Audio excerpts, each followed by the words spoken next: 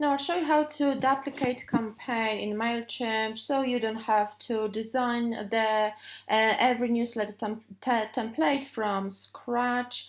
So go to campaigns, and under the campaign that you sent last or the one that you want to duplicate, simply click on the drop down menu and click on replicate. And in the next window, you can rename the campaign, you can change the audience, change from, but you probably will leave the same. You can change the subject line, and obviously the content.